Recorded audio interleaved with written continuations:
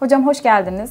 Hoş bulduk. İlk olarak İsrail-Lübnan geriliminin nasıl başladığını sorarak başlamak istiyorum. 7 Ekim'den bu yana Gazze'de İsrail saldırılarını sürdürüyordu. Ne oldu da Netanyahu yönlerini kuzeye çevirdiklerini açıkladı hocam. İsrail'in Gazze'deki 7 Ekim'de başlatmış olduğu katliamların akabinde İsrail Gazze'nin birçok bölgesinde cephe açtı. Güneyde, kuzeyde, ilk olarak kuzeyden girdi. Daha sonra orta bölgelerden bir şerit açtı ve en son olarak Rafah tarafından bir askeri operasyon düzenledi. Bu cepheleri açmadan önce İsrail sınırlarını güvenli bir şekilde korumak için işgal edilmiş Filistin topraklarının kuzey bölgesine, Lübnan sınırına askeri sevkiyatta bulundu ki olası bir Hizbullah saldırılarına karşı burayı askeri olarak güçlendirdi. Bunun yanında batı tarafı da, deniz tarafını da Avrupa'dan gelen askeri gemilerle güçlendirmiş olarak kendini koruma altına aldı.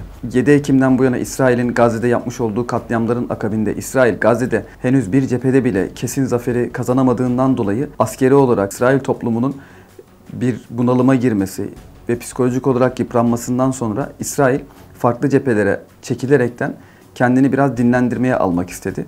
Bunun için de kendisine farklı bir cephe olarak Lübnan'ı seçti. Tabii Lübnan'ı burada seçerken önemli o hususlardan bir tanesi burada Lübnan'a Avrupa'yı da sürükleyip, Amerika'yı da sürükleyip İsrail'in Gazze'deki olan başarısızlıklarını örtecek şekilde orada Lübnan tarafında Avrupa'nın ve İsrail'in daha çok savaşla iştigal olması, İsrail'in bir adım geride olması, gündemin daha çok Lübnan'a kayması, İsrail'in de Gazze üzerindeki yaptığı harekatların, başarısızlıklarının ortadan kalkması için İsrail'e güzel bir zemin hazırladı. Evet.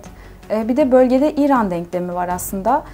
İran peki savaşın neresinde? Hizbullah ne yönde bir destek veriyor hocam? Şimdi baktığımız zaman bölgede İran'ın birçok yerde milisleri bulunmakta. Bugün Yemen'de, Lübnan'da, Suriye'de, Irak'ta ve birçok ülkede İran'ın desteklemiş olduğu milisler var.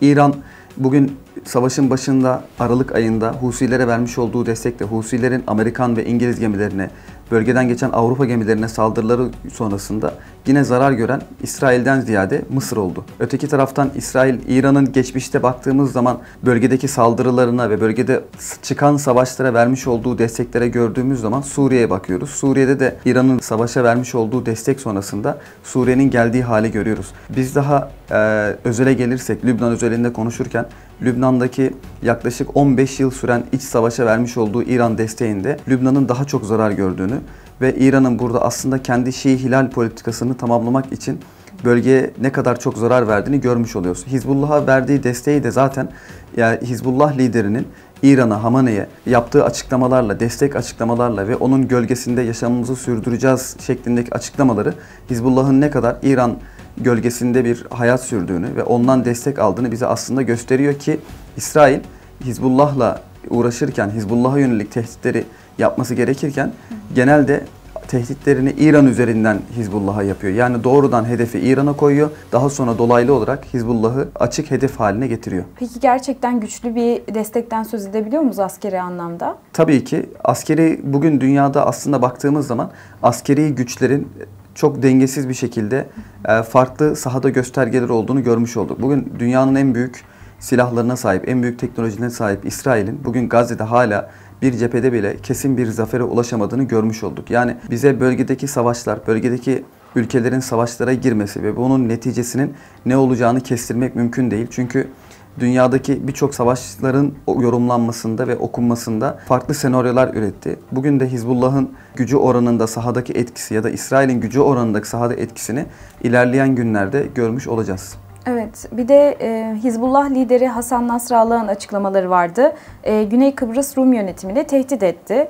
Bu tehditle neyi amaçlamış olabilir? Şöyle bakmak gerekiyor aslında. Lübnan için Güney Kıbrıs çok önemli noktalardan bir tanesi. Bugün Lübnan'da bir iç savaş olsa ya da Lübnan'da ekonomik çalkantılar olsa en son olarak bugün Lübnan'da baktığımız zaman en son olarak Lübnan'daki liman patlamasından sonra bile Lübnan halkının herhangi bir sorunda ülkeyi terk ettiği zaman ilk gittiği durak Güney Kıbrıs Rum yönetimi oluyor. Yani aslında bugün Güney Kıbrıs Rum yönetiminde yaşayan birçok Lübnanlı bulunmakta. Ticari taraflarını buraya kaydırıyorlar. Hayatlarını, normal yaşantılarını, sosyal yaşantılarını bu tarafa kaydırıyorlar. Ve ilk göç durağı olarak, Lübnan için ilk göç durağı olarak gemiyle çıkılabilecek ilk yer olan Güney Kıbrıs tarafı. Yani aslında Hizbullah'ın yapmış olduğu bu açıklama birçok sonucu doğurmakta. Bunun şöyle bir etkisi olabilir. Güney Kıbrıs'a karşı yapacak olduğu saldırılardan sonra Güney Kıbrıs tarafındaki Lübnanlıların yaşantılarının daha da zora düşeceği, bunun yanında Lübnan halkının Lübnan'dan kolay kolay tahliye edilemeyeceği anlamına geliyor. Ve burada da biz şunu görüyoruz savaş stratejilerinde. Oradaki siviller canlı kalkan olarak kullanılmış olacak Hizbullah'ın elinde.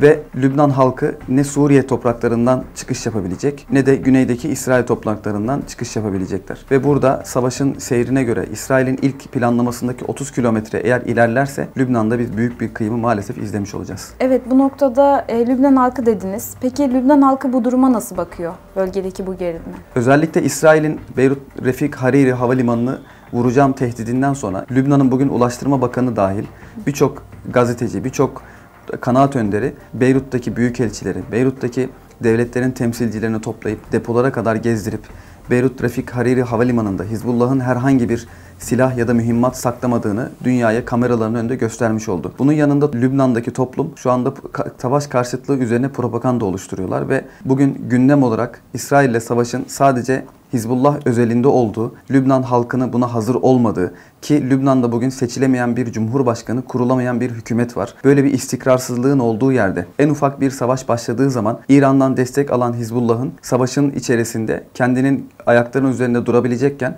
birçok etnik unsurdan oluşan Lübnan toplumunun bu savaşta çok ciddi yaralar alacağını göreceğiz. Çünkü neden? Hizbullah'ın bugün Lübnan'da en ön saflarda ortaya çıkması, askeri desteğinin olması, ekonomik desteğinin olması ve birçok alanda destek görmesi, diğer toplumların da bunu görmemesinden kaynaklı. Diğer toplumlar bu savaşın içinde eriyecekken Hizbullah yine İran politikaları doğrultusunda bölgede yine ayakta kalmış olacak. Bir de şöyle bir şey var aslında. İki tarafında askeri olarak güçleri karşılaştırılıyor.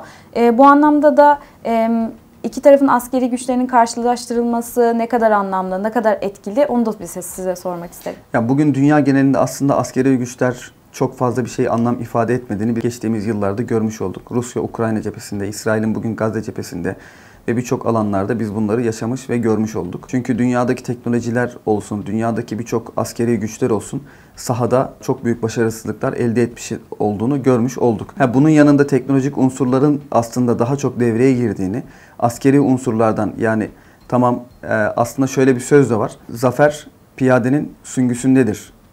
Bu sözü de biliyoruz ve bu söz askeriyenin aslında temel mihenk taşlarından bir tanesidir. Ancak teknolojik çağdayız ve bu teknolojik silahların kullanıldığı bir dönemdeyiz. Teknolojik silahlarla nice orduların aslında perişan olduğunu biz görmüş olduk. Bunun neticesini, bunun sonucunu İsrail-Lübnan arasındaki gerilimin, aslında daha doğrusu İsrail-Hizbullah arasındaki gerilimin ileriki dönemlerde olası bir savaş durumunda birbirlerine ne kadar çok zarar vereceğini biz teknolojik savaşlar dünyasında daha net görmüş olacağız. Aslında gerilimin geleceğini sormak istiyorum. Gerilim bölgede ne yönde artar, neler olur? Gelecekte ne bekliyor bölgeyi? Şöyle, İsrail 7 Ekim'de saldırıya geçtiği zaman Filistin topraklarında birçok şeyin geriye dönülmeyeceğini bugün Filistin devleti nezdinde, hükümeti nezdinde birçok resmi kaynak açıklamada bulundu. İsrail'deki vatandaşlar bölgede haritalar yayınlamaya başladı. Bunun içerisine Ürdün'ü, Suriye'yi, Lübnan'ı içerisine katan, hatta Mısır'ın Sina bölgesini içerisine katan birçok haritalar yayınlandı ve bunun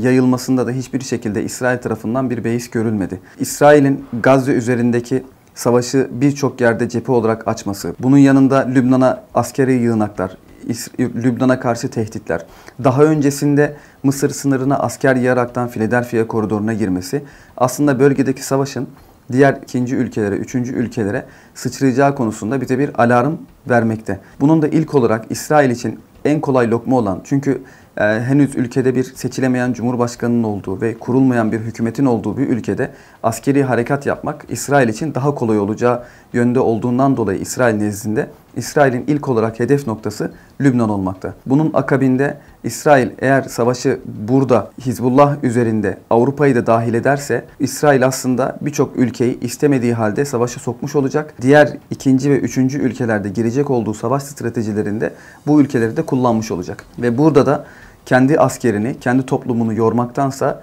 başka toplumları, başka askerleri yormuş olacak. Burada da aslında bölgesel savaş aslında bir küresel savaşa doğru dönüşmüş olacak. Evet, çok teşekkürler hocam. Rica ederim, ben teşekkür ederim. Bu noktada da şunu hatırlatalım. Kıbrıs özelinde de sonraki içeriğimizde tüm bunları daha detaylı bir şekilde konuşmuş olacağız. Tabii ki.